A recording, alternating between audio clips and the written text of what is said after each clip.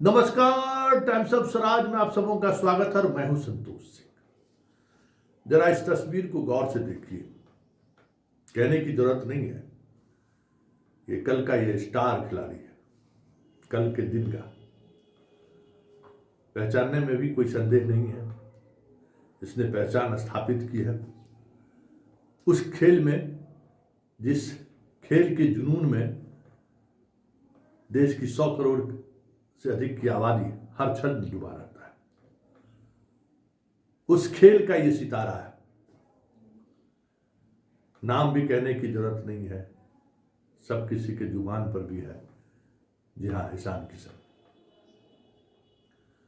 उन्होंने बहुत जबरदस्त कल परफॉर्मेंस किया है, लेकिन उस परफॉर्मेंस के बाद जो इसका बॉडी लैंग्वेज था, शतक लगाने के बाद, वो बॉडी लैंग्वेज कहीं न कहीं मुझे फिर से ये कहने पर मजबूर कर दिया, किसान अहंकार से ही नहीं होता। और ये जो अहंकार है ना, ये बड़े बड़े लोगों को बर्बाद कर चुका है।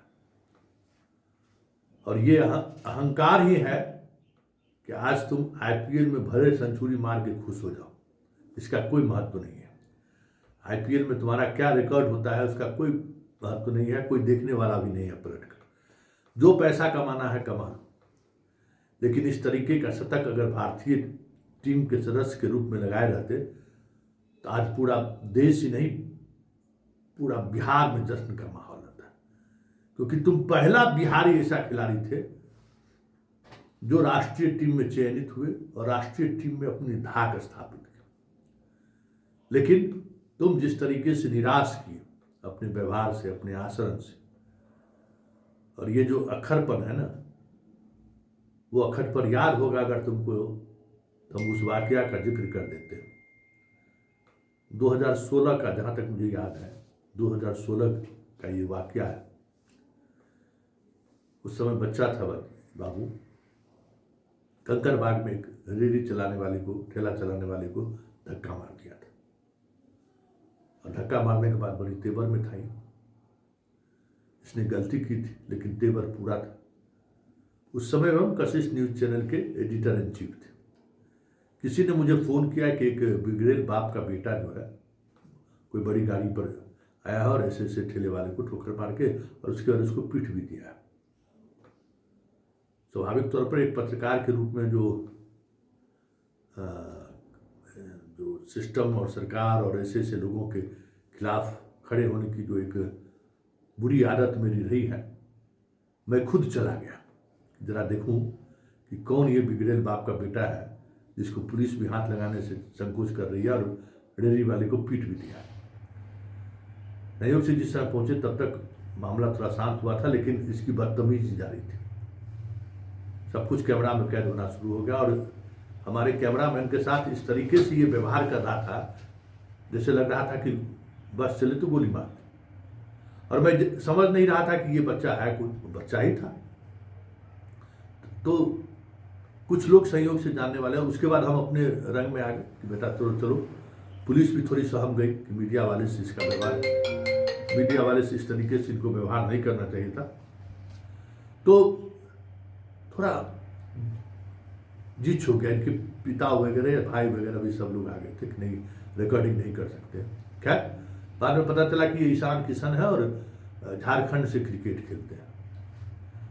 फिर चलो बातचीत हुई, लेकिन उस दौर में उनके पिताजी को मैंने कहा था और इनका जो भी रिश्तेदार थाना पर था कि देखिए, इसका जो व्यवहार है ना, इस व्यवहार के साथ आप सब लोग खड़े होके इसका नुकसान पहुंचा रहे हैं। ये जो किया है इसकी सजा इसको मिलनी चाहिए, क्योंकि ये एटीट्यूड इसका क्रिकेट जगत में आगे बढ़ने नहीं देगा। बात आई गई, फिर उस वर्ल्ड कप में कप्तान बन गया। वर्ल्ड कप हुआ क्रिकेट का, फिर भारतीय क्रिकेट टीम में चयन हुआ। बात आई गई, भूल गए। फिर कुछ हाल के दिनों में एक खबर आई कि ये राहुल द्रविड़ से उलझ गया,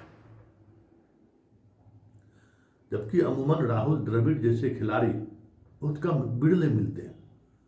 इतना कूल, नाम ही है उनका, एकदम धैर्य रखने वाले, कम बोलने वाले खिलाड़ी, और उस राहुल द्रविड़ से ये उलझ गया। और उस राहुल द्रविड़ से उलझने का फलसफा यही हुआ कि बीसीसीआई ने इन्हें भारतीय क्रिकेट टीम से ही नहीं बाहर किया, इन्हें अपने कॉन्ट्रैक्ट से भी बाहर कर दिया। जब ये खबर हम सामने देखे तो इसके चाहने वाले, जानने वाले, इनके एक खास हैं, आसपास रहते हैं, उनको मैंने फ़ोन किया।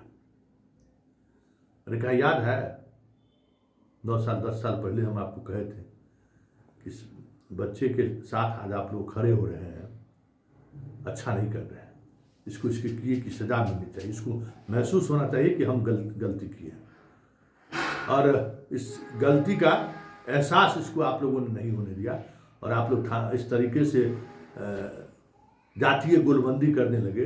हम तो जानते भी नहीं थे कि ये कौन जाति का है।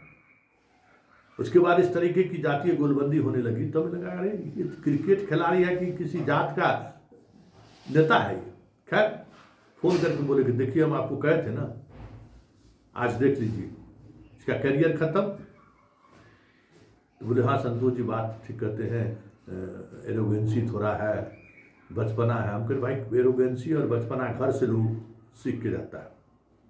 माँ बाप किस तरीके से हमें आपको पाला पोसा है उस पर निर्भर करता है, किस परिवेश में हम लोग रहते हैं उस पर निर्भर करता है।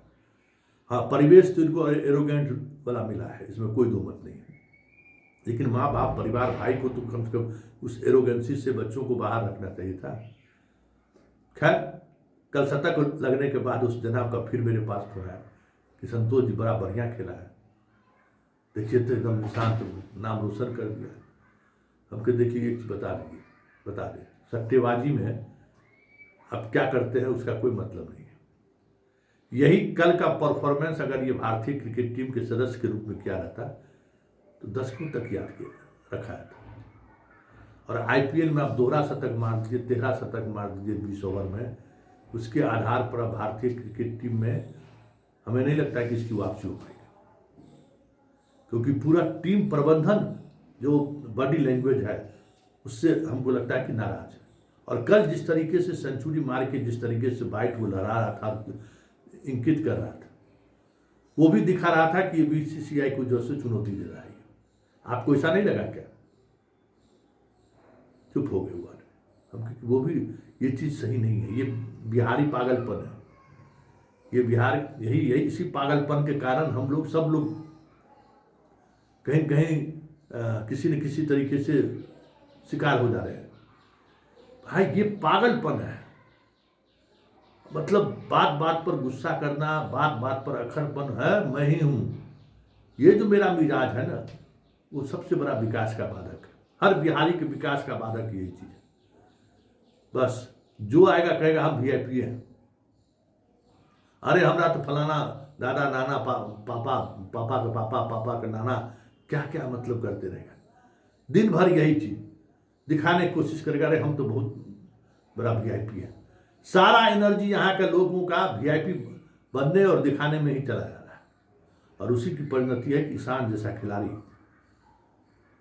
बिहारी पागलपन का शिकार हो गया। और आज इस शतक के बावजूद भी भारतीय क्रिकेट टीम में चयन होने की तो बात छोड़ दीजिए, बीसीसीआई ने इनको कहा था कि घरेलू क्रिकेट के लिए, तो ये घरेलू क्रिकेट खेलना भी छोड़ दिए।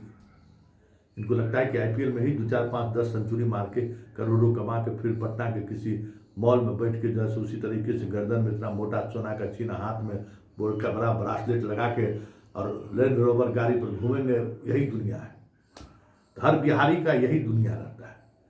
अगर उसको पैसा होगा ना तो बस गर्दन में मोटा चैन, पूरा हाथ में एगो चैन, लैंड रोवर का मतलब महंगी गाड़ी ले लेगा, बिना साइलेंसर का चलाएगा मोटरसाइकिल, वो बिना मतलब का हॉर्न, बहुत तेज रश ड्राइविंग, यही समझता है कि बिहारी यही हम बड़े लोग हैं, यही हमारी पहचान है। तो ईशान किशन जैसा बिहारी नहीं बनिए, इतनी योग्यता के बावजूद भी आज ये जहाँ खड़ा है ना, इसकी कोई कीमत नहीं है। हाँ पैसा ये जितना करोड़ कमा ले, लेकिन जो भारतीय टीम में धाक जमाने की जो बात थी, हमें लगता है कि धोनी के बाद दूसरा ये खिलाड़ी होता है। इसमें हर चीज क्षमता है, लेकिन वो क्षमता सब कुछ इस पागलपन में खत्म हो गया, या यूँ कहिए कि इस पागलपन वाली जो प्रवृत्ति है उसमें कहीं न कहीं खो गया है।